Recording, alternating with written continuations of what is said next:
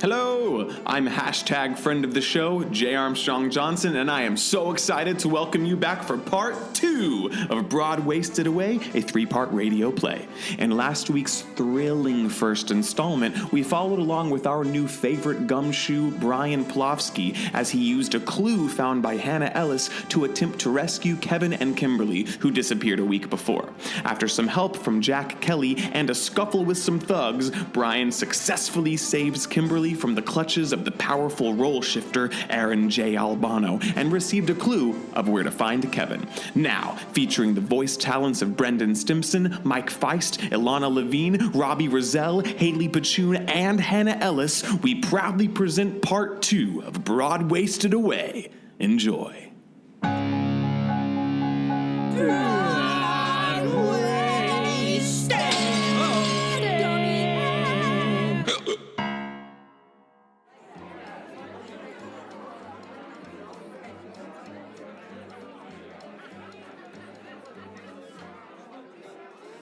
Sometimes, tucked away in a tiny booth in the corner of some seedy joint, some underground bar with a clientele that seems to only exist at night, I feel like I can break free from the pulse of this city, the roar of the grease paint, the smell of the crowd, the menacing metronome that drives us all to be faster, quicker, more cutthroat, and one jump ahead of the breadline. We all say we hate it, but we secretly yearn for it. We can't wait till the next time it calls out, "Feed me, Seymour." Or whatever your name is, it probably calls you that. What do you say, folks? Pour me another round? Or did you want to close out with me? I'm leaving, but the late night server will be here in a moment. You can always order with her. I turned and looked at Kimberly, sitting beside me, finishing her drink. Poor kid. Been through so much already. But that's how it goes. The bitch of living. If you need a minute. We'll close out with you, but tell the new waiter to come over as soon as she can. We'll order our next round from her. I held out my credit card, but before the waiter could take it, Kimberly had placed a heavy wad of cash into the waiter's hand. And keep the change. Thank you, madam. Please call again. Do call again, madam. Well, wasn't that the most happy fella? Hey, big spender. Thanks for the drink. The least I can do is buy the first round after you saved me from that cat's trunk. You haven't said much since we got here, so I have to ask. You doing okay? I reached out and took her hand in mine. It was trembling. Touch me. It's so easy to leave me all alone with my memory of my days in the trunk. Kimberly, I know it's going to be hard, but we need to talk about what happened when you and Kevin were kidnapped. I understand you're still in shock, but if we're gonna save Kevin, we have to talk about it. Don't worry. I won't fall apart. I'm not that girl. I'm just saying, it's okay to be afraid. Suddenly, the trembling in Kimberly's hand had stopped, and her fingers coiled into a tight fist. Brian, I am the game master of Broadwaysted. I'm not afraid of anything, not even flashbacks. Last week, Kevin texted me that he scored 2 amazing tickets for the weekday matinee of Dear Evan Hansen. The tickets were for us and only us, and all we had to do to get them was to show up outside of the Music Box Theater. So we went, and we waited, and waited, and waited. Just hold on a couple more minutes, okay? I swear, this isn't a setup. Kevin, this is ridiculous. We've been sitting here outside the Music Box Theater for close to 20 minutes. Who is supposed to be meeting us? Who told you they had free tickets for us to see Dear Evan Hansen? I told you, Kimberly. They wish their identity to remain a secret. Just be patient. See, I'm sure this is probably them right there. See, they're waving through a window. Who? Those imposing masked guys getting out of that unmarked van. Ah! Oh, no! Oh, no! Oh, I'm knocked out. Ouchies! I fought valiantly until someone came up behind me with an entire 3-inch binder full of Lights of Broadway show cards and brought it down onto my head.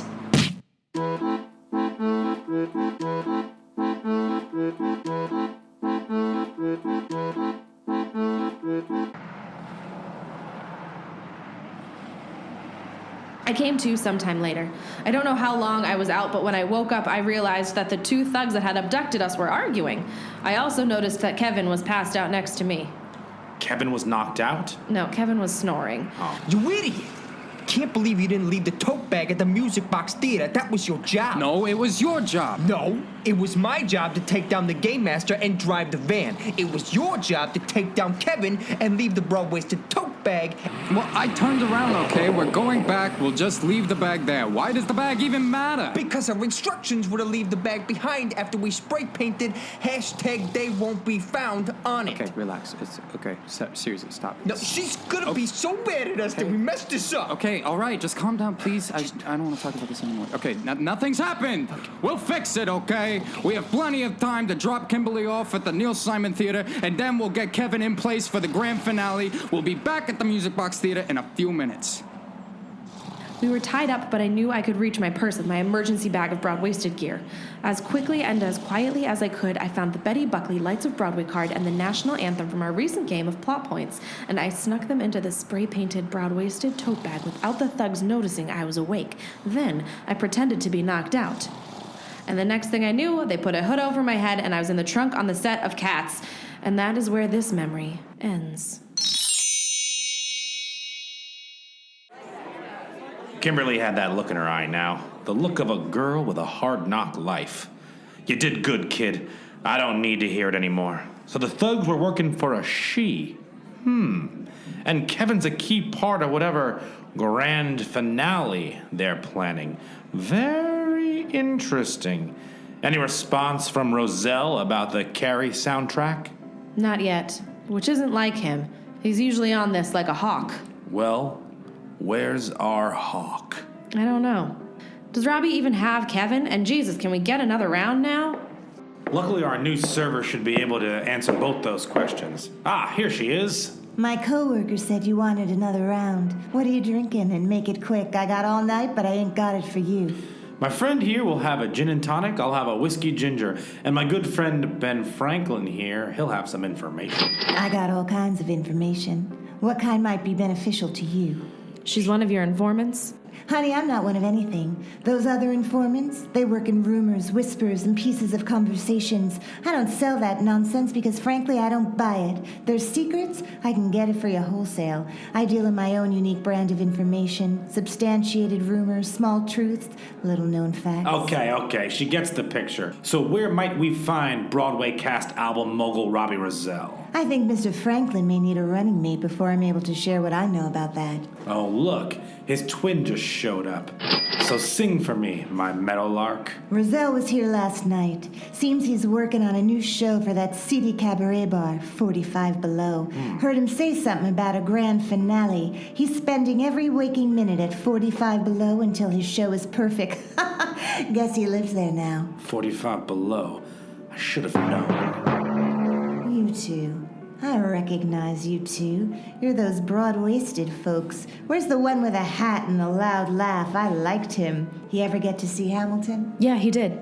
Lucky boy.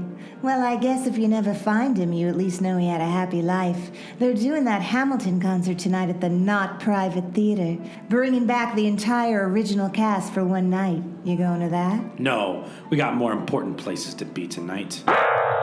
Listen, you be careful if you plan on going to 45 Below. Diva Robbie is dangerous. I never trust a man who loves flops that much. It's just not natural. Is that all? He's not working alone. Got some girl with him. Pretty, seemed sweet. They drank Prosecco for hours. She tried to pay with this. She took the 2 Benjamins from my hand, but left something else in my palm. Small and rectangular, like a Lights of Broadway show card. But not. I looked down at the card in my hand, an official Britney Spears fan club membership card. Haley Pachoon. She's got a dangerous streak too, that girl, so you watch out. Still want those drinks? Hit us, baby. One more time.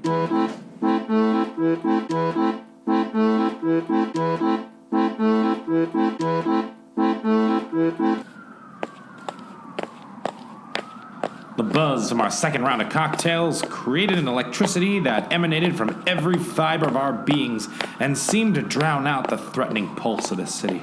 Our footsteps were setting the pace now, and our movements manipulating on the metronome. Sugar, butter, flour, sugar, butter, flour. As we stood outside of 45 Below, the seedy cabaret bar on the Wrong side of Broadway. I looked at the game master, and we both just knew. You can't stop the beat. Game master, you armed for battle? Kimberly quickly flashed an entire deck of Lights of Broadway show cards, but in that really cool way that magicians quickly throw a whole deck from one hand to another to be like, look how good at magic I am. You don't even know. I'd say I've stacked the deck. You think Kevin's in there? I don't know, but if he is, he's the only one coming out.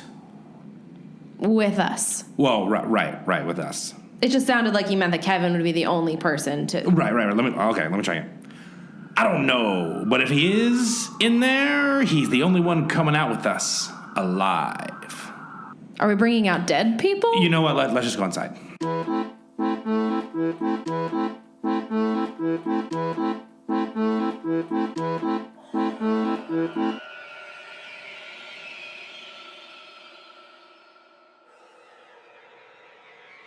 I'd been to 45 Below many times in my day, so I'm used to a place being alive with a little night music and bustling with people. Slowly descending the stairs into a silent room, I thought, what is this feeling? So sudden and new? It must be fear. So that's what it feels like. I'd have to come back to that later. Right now, I need to be as hard as a rock, a big-ass rock. And for me, it's easy to be hard. The empty chairs were stacked on the empty tables and the lights were out in the room. Well, every light but a single solitary spotlight that illuminated a giant locker. Like an exaggerated high school locker. Well, Kevin couldn't be inside the locker. That would be too easy, right? The game master nodded to me and I nodded back before we both disappeared into a maze of cabaret furniture. Before she was gone, I heard her whisper, Stay alive. Stay alive. Good evening, ladies and gentlemen. It seems our guest of honor has finally arrived. It's about time. The room was still dark. Their voices seemed to be coming from all around. Damn you, well-placed speakers. Brian from Broadwaysted. I'd make the proper introductions, but let's be honest. We've all spent time getting to know you. And Game Master Kimberly, it seems the tables are turned now. Or at least, the chairs are turned over on the tables. Probably so they could clean the floors. Where are you, Diva Robbie? Why don't you come into the light? Oh, honey. Don't try to make Broadway flop puns with me. I am Diva Robbie. And I'll say it all. Nothing is taboo. I had to keep him talking. It was our only chance. I don't know, Diva Robbie. I don't think you're prepared for the Civil War. I hope you had a good last meal, Plofsky. Perhaps breakfast at Tiffany's. Come on, Diva Robbie, the guests are here. I want to start the show. Patience, my dear. Our guests are just dying to see what we prepared for them. Any hope of escape at this point is just a pipe dream. Brian, listen to me. You know the song Roger writes for Mimi? My brain was running a mile a minute. What was the name of that song? Robbie, stop her. She's ruining the show. We can let our audience make their final statements before the curtains come down. They should be closed in 5, 4... I knew she was trying to send me a message and I was running out of time. What should be closed? 3, Seasons of Love? No Day But Today? Damn it, close what? 2... Come on, it's on the tip of my tongue. The melody is ringing in my ears. Brian, turn back the curtains. Then it hit me. Your eyes. Someone has suddenly turned on all the lights at once. Oh, Callie, it's bright. I wish I had had my eyes closed. I counted to 3 and slowly began to open my eyes. Across the room, I saw Game Master Kimberly. She'd found the lights and turned every single one on. Did you close your eyes? Just in time. Well done, Game Master. I saw Diva Robbie crouching down, trying to hide behind the grand piano on stage, and Haley peeking out from top of the bar. Curtains up. Light the lights. We've got nothing to hit but you, Diva Robbie. Don't forget about me. Haley began to lunge over the bar. Before I could even react, Kimberly had thrown a Lights of Broadway show card like a ninja star and taken out Haley and a bottle of whiskey. I felt bad. Someone could have enjoyed that whiskey. Show's over, Diva Robbie. No more games. Where is Kevin? Let me guess. You found the Carrie CD from Aaron, which is a cast recording, not a soundtrack by the way. And then you went to the saucy waitress in the dingy bar that knows everything, and she told you I'd be here with Haley. Wow, you are really doing everything exactly as he said. This plan is working perfectly. Exactly as who said? The one who's the mastermind behind this whole thing. And he's played you like a fiddle. So, he was like a fiddler. Don't do it. On the roof. I was gonna go with he played the violin, but that's good. Where is Kevin? Have you heard of the concert happening at the not private theater? You mean? The concert performance of Hamilton by the original cast to commemorate the show still being super awesome? What about it? Number sign Kevin for Ham worked better than he ever dreamed. Kevin's not just seeing the concert. No, he's the grand finale. And I think tonight Kevin is going to become my favorite flop when he falls from the top of the theater and belly flops on top of Lin-Manuel Miranda, creator and original star of Hamilton.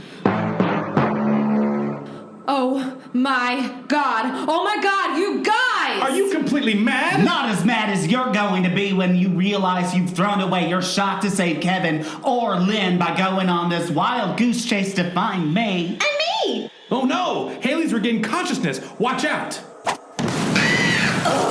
Brian, we've got to get out of here now. Kimberly, get outside and secure us a ride. I'll take care of You can't leave. The show is about to start. What's it called? Oh, just weapons from inside my locker. Diva Robbie dove for the locker center stage, but before he could open it, I was there blocking the door, and the epic battle began. Oh, you think you can do this? I do. I don't think so. Slack. Hamilton.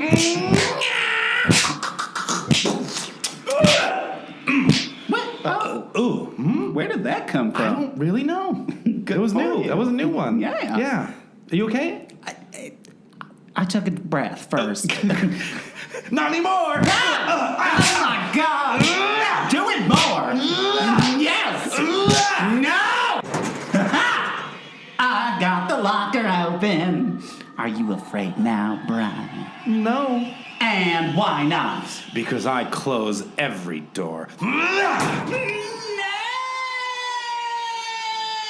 Let me out of this locker, Brian Blonsky. You'll never save Kevin and Lin-Manuel in time. Never! How fitting for a diva to be locked up center stage.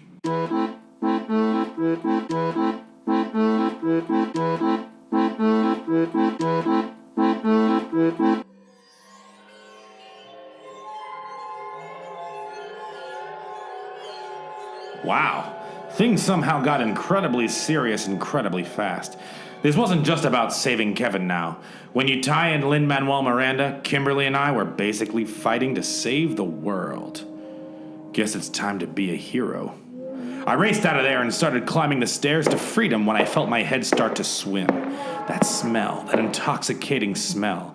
It took me a minute to place it, but as soon as I did, I saw her standing at the top of the stairs. Hannah Ellis. I smiled. I knew she couldn't stay away from me for too long. Brian. Listen, doll, I know you want to hold me and thank the man upstairs that I'm not moving to his neighborhood, but we got work to do. I'm glad the game master called you for... She didn't. I stumbled on the stairs as the sensation of my head swimming seemed to intensify. I gripped the wall to steady myself, but it didn't help. I felt like I was seeing through a kaleidoscope that was constantly turning and changing. I sat down and closed my eyes to keep from falling down the stairs. But even with my eyes closed, everything seemed to be spinning. Don't fight it, Brian. What's happening? I feel... Helpless? I'm sorry. I'm feeling strangely satisfied, actually. Sorry you won't get to save Kevin or Lin-Manuel Miranda, but it's the last midnight for both of them. Soon it will be boom, squish. As everything went dark around me, I fought to say one final thing. I thought you were on our side. Sorry, love. I was pretending.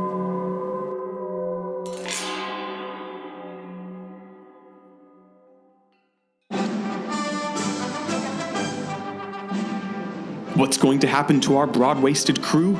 Will they save Kevin in time to save Lin-Manuel Miranda, thereby saving the world? Is all hope lost? Is my option being picked up so I'll be a featured part in the next episode? Seriously, these are all questions that everyone is dying to know, and I think I speak for all of us when I say we'd like to hear the answer to at least one of those questions now, because I'm trying to plan my schedule and I got offered this student film, so I was going to... But this is obviously my priority, so what? Yes, yeah, I can read the script in front of me. No, of course. Okay. Lin-Manuel Miranda, thereby blah, blah, blah. It's all hope. Okay.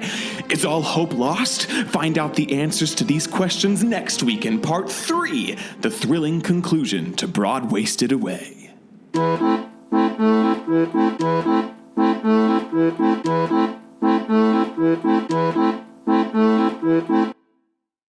Hey everyone, it's Kimberly. Thanks for listening to Broadwaysted Away Part 2.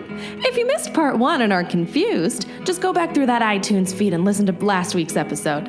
And to listen to next week's episode, just make sure you're subscribed so you can get it right at midnight, because Brian is going to put it up right at midnight. While you're there on the iTunes, just go ahead and give us a little rating and review. 5 stars would be greatly appreciated. And for next week, Episode 3, the final installment. Get ready, guys. It's so good, I promise.